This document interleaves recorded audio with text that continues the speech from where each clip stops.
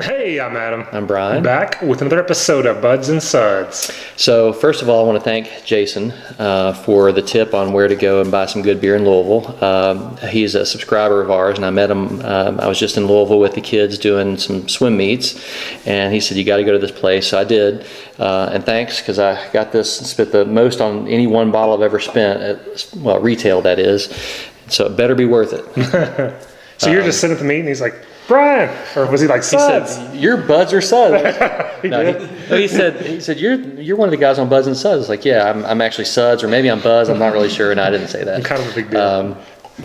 Well, I didn't say that, but anyway, we got talking about beer a little bit, and pretty cool. Yeah, it was a lot of the fun. Cities we've been recognized in now. Yeah, Florida, we've been recognized in Florida, Oh, yeah. Chicago, or you got recognized. No, it wasn't Chicago. It was where were you? Richmond, Virginia. Richmond, Virginia. Okay. Yeah. That's the farthest reach so far. But anyway, thanks to all the subscribers for watching us, and thanks again, Jason, for the tip. Yeah. So this is double barrel Imperial Biscotti break. It's aged in bourbon maple barrels first, and then Marsala wine barrels. So maybe the maple bourbon barrels is why it's so expensive. I don't know, but 11.5%. Evil twin, if I didn't already say that. All right. Let's get into it. Where's pitch black? It is black. Nice little. Still holds the glass pretty well too. Yeah. All right, let's get the nose. I get big maple, like big sweet maple. Yeah, I get a huge sweetness. Like a maple sweetness or lactose sweetness? Okay. Yeah, I think that's a maple sweetness. Yeah, I mean, right off, to me, it smelled like maple. I don't get the Marsala wine barrels at all. No, I kind of get this kind of rich chocolate as well with it. And I think that part of that rich chocolate, I think there's some red wine character to that. Okay. So you mean kind of a fruity grape? Yeah, this rich, I'm not familiar with, I know what Marsala wine barrels are, but I couldn't say I know what they taste like, Aren't they red? Yeah, it's red. Yeah, all right, cheers. Cheers. Wow. That's tasty. Oh, that's huge maple though. Man, that's big. Yeah, it is huge maple. I get a little aftertaste that I would assume is from like tannins from the wine barrel. Okay.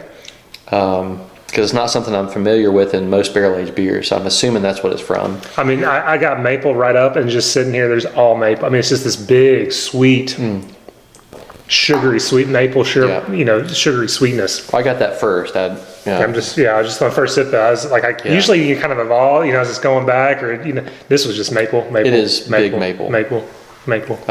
And some maple bourbon barrel beers or maple beers will add a lot of lactose just to kind of to sweeten them up and make them more creamy. I don't know if they added lactose or not, but it's nice and creamy, maple forward. You can tell that there's a bourbon barrel character, so it's maple bourbon barrels, not just maple barrels. You know what? Like with the maple, and I think I'm getting some of the fruit, like from the red wine. It almost, because of how sweet it is, it's almost like a maraschino cherry. Oh, okay. I'm kind of getting this like candied cherry. I mean, I love maraschino cherries, but I think it's a combination of this maple syrup sweetness and the red wine barrels. It doesn't have like a rich, complex red wine character. Right. It's this sweetness with a little bit of fruitiness to it.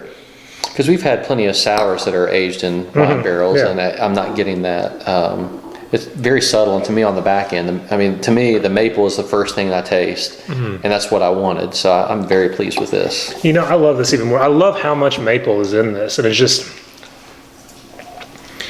I really like this. I'm really digging what the red wine barrel does with the maple. I don't know if I've ever had a maple beer. I haven't either. Aged with this red wine. I'm loving this fruitiness that goes along with it. I love how sweet it is. There's no roasted malt that I'm getting out of it, which is one of the, not that it's a bad thing, but I just prefer when that's, in my barrel-aged beers, I prefer when that's not there. I like all that roast to be gone, kind of just smoothed out, mellowed out from the barrels. Because you want the beer to be, you want the sweetness to really shine and be the first and almost the only thing you get. So that roastiness would distract from it. And I agree. I don't get any roast in this. Regular Biscotti Break is, to me, a pretty roasty beer. I don't know that I even like it, just the plain version of it. But this I dig. I like a lot. No, I'm really loving this. It's a little thin, but it's not off-putting to me. Like I don't know that I'd want this to be big and chewy. I'm kind of liking the smooth creaminess to it. It's not like a big velvety, fudgy beer. So some of the reviews I saw said that it was a porter, and it clearly says Imperial Stout. So I don't know why they said that it was, more of a porter.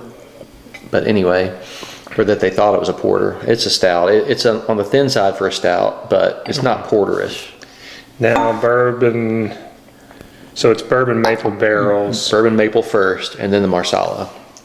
So I'm not sure I get the any kind of real bourbon character to it. I just think there's more going on, that if it's there, it's... I'm getting some heat on the back end. Are you not getting that? Yeah, I did. I just thought it was a little bit of the 10.5%. Yeah, I think it's 11. Or 11.5, yeah. It could be that. I was just a little bit attributing that to bourbon, but... I just love this. That's such a unique flavor to me, this kind of maple going into them. If you can't tell, I'm making a 4.75. I love this. I really love this. Yeah, Nathan, if you're watching this, I'm sorry I did not get a bottle for you. I'm going to keep the other bottle. No, this is great. It's almost like cherry or strawberry pancakes. The slight fruitiness with the pancake. Yeah, absolutely. I love That's what I just really dig. Yeah, that's awesome. No, I'm really pumped about this one. Thank you.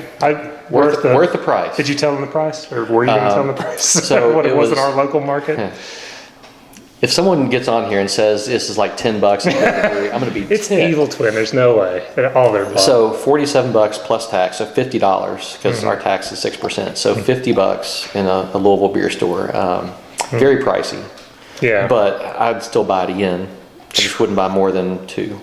Maybe. It's hard to say, is a beer worth $50? I mean, but if you just say this is a really good beer that I want to drink lots of. Yes, absolutely. I recommend it to friends. I want to drink a lot of it.